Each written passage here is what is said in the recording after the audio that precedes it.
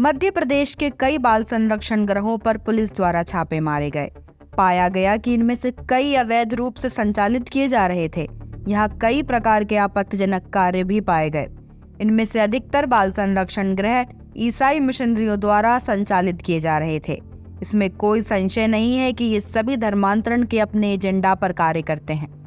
बाल संरक्षण गृह इन ईसाई षड्यंत्रकारियों का प्रमुख औजार है। बच्चों के प्रति संवेदना का दिखावा करने की आड़ में ये लोग धड़ल्ले से धर्मांतरण कर रहे हैं। इस मॉडल की बारीकियों को ठीक से समझने के लिए हमें इन सब की कार्यप्रणाली को जान लेना चाहिए। देश के स्वतंत्र होने की ठीक बाद सन 1950 में मिशनरीज ऑफ चैरिटी के नाम से कलकत्ता में एक अनाथालय की नींव डाली गई।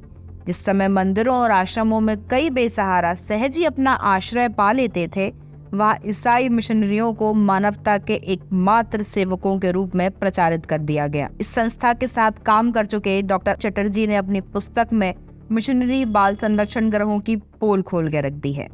इस पुस्तक में वे बताते हैं कि इस संस्था में बच्चों का इलाज ईसाईयत के जादू टोनों से किया जाता था। उन्हें बताया जाता था कि उनकी बीमारियों का कारण हिंदू देवी देवता है। दुनिया भर से इन कार्यों के लिए इस संस्था को धन मिलता था।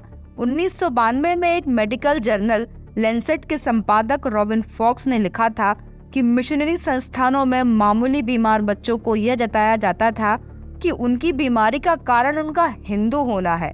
इन संस्थानों में भोजन भी उन्हीं लोगों को मिलता था जो ईसाई बनना स्वीकार कर लेते थे। इन संस्थानों में सनात बच्चों को भी लेकर माता पिता से यह लिखवा लिया जाता था कि अब उनके बच्चों पर उनका कोई अधिकार नहीं होगा। ऐसे कई बच्चों को यूरोप के देशों में भेज दिया जाता था। इनमें से कई बच्चों का बाद में कोई अता पता नहीं मिला। सच तो यह है कि बाल तस्करी भी इन मिशनरियों की आमदनी का बड़ा हिस्सा होता है। इन्हीं हथकंडों के चलते 90 के दशक तक अकेले यह संस्था 29,000 हिंदुओं को ईसाई बना चुकी थी। आज भारत में काम कर रहे ईसाई मिशनरियों के लिए मिशनरीज ऑफ चैरिटी का कार्य एक उदाहरण है। इसलिए वे भी निरंतर इसी मॉडल पर काम कर रहे हैं।